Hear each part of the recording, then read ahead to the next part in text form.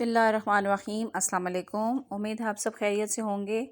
आज मैं आपके साथ जिस रेसिपी को शेयर करने जा रही हूँ वो फ़ायदे के लिहाज से और जायके के लिहाज से बहुत परफेक्ट है। हमारे यहाँ इसे दूध की छिट कहा जाता है या इसे आप दूध की कड़ी भी कह सकते हैं। अगर आप चैनल पे नए हैं तो इसे सब्सक्राइब कर लीजिए ताकि आपको बहुत सी वीडियोज़ देखने को मिले। तो इसको बनाने के लिए मुझे चाहिए लहसुन वाफर मकदार में। मैंने यहाँ 1.5 गड्डी लहसुन लिया हुआ है और 3 से 4 छोटे टुकड़े मैंने अदरक के ले लिए हैं। इसके साथ ही 3-4 हरी मिर्चें हैं। सूखे मसाले इसमें जो डलेंगे उसमें सौंफ है 2 चम्मच भर के, 1 चम्मच इसके अंदर सफ़ेद ज़ीरा जाएगा और 1 ही चम्मच इसके अंदर सूखा साबुत धनिया जाएगा।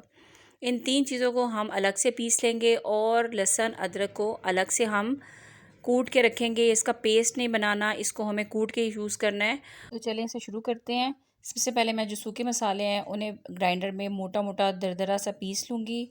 अगर इसका बहुत ही फ़ाइन पाउडर बना लेंगे तो वो इतना अच्छा नहीं लगेगा जितना कि ये इसी फॉर्म में अच्छा लगता है। ये देखिए पाउडर मैंने बना लिया इसका और ये थोड़ा दरदरा सा है, थोड़ा मोटा पिसा हुआ है। आप इसको देख सकते हैं, करीब से मैं आपको दिखा देती हूँ। तो ये हमने पीस के एक साइड पे रख लेना है। अब लहसुन अदरक को पीस के भी हम रख लेते हैं एक साइड पे।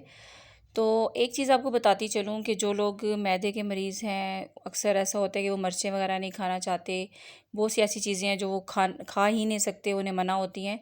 तो ये वाली रेसिपी अगर आप उन्हें बना के देंगे तो उनके लिए बहुत ही फ़ायदेमंद है। और वो लोग जो सेहतयाबी की तरफ आते हैं बीमार रहने के बाद, उनके लिए भी बहुत अच्छी सी रेसिपी है क्योंकि उनका भी खाने का जी नहीं चाहता। तो उन लोगों को भी आप ये बना के दे सकते हैं। यहाँ सबसे पहले मैंने कुकिंग ऑयल गर्म कर लिया 2 टेबल स्पून। इसके अंदर मैं अब लहसुन अदरक का पेस्ट डाल दूँगी जो मैंने हाथ से इसे कूटा था। मीडियम फ्लेम पे इसे हम फ्राई करेंगे और गोल्डन कलर लेके आएंगे इसका बड़ा अच्छा सा। बहुत एहतियात के साथ इसे हमें फ्राई करना है ताकि इसका जो कलर है वो ज़्यादा डार्क ना हो जाए, क्योंकि ज़्यादा डार्क हो गया तो ये सारा जो हम इसका फ्लेवर है और कलर है वो सब ख़राब हो जाएगा।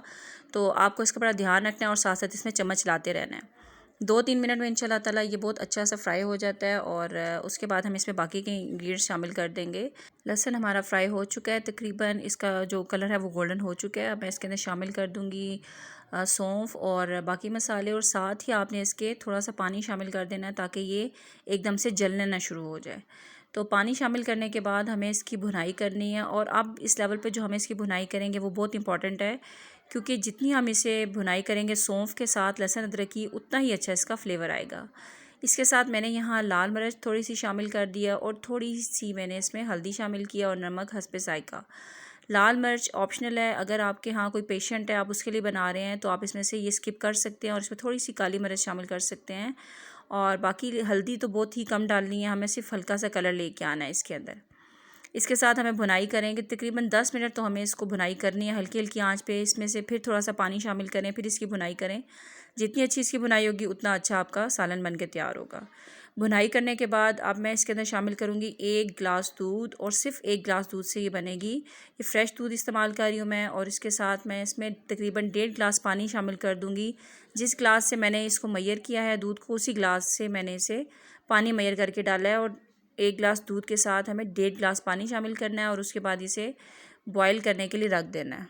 और जैसे ही ये उबलना शुरू होगा तो इसके साथ ही हम इसमें 2-3 हरी मिर्चें शामिल कर देंगे, उससे इसका जायका बहुत ही अच्छा आ जाता है। आप काट के भी शामिल कर सकते हैं और बगैर काटे भी शामिल कर सकते हैं।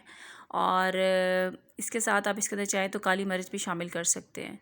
तो इसको अच्छा सा देखें बॉयल आ चुका है। अब मैंने इसके नीचे आंच हल्की कर दी है और हरी मिर्च डाल के इसको कुछ देर के लिए हम दम पे रख देंगे। जैसे ही इसमें हरी मिर्च शामिल करते हैं तो जो इसका अरोमा खुशबू आती है वो औसम होती है और दिल करता है कि इसको अभी खा लें। हमारे यहाँ तो घर में बड़े शौक़ से खाई जाती है और जब कभी भी बनती है तो यकीनन रोटी भी साथ ज़्यादा खाई जाती है। इसकी चूरी बना के खाते हैं बच्चे भी बड़े भी।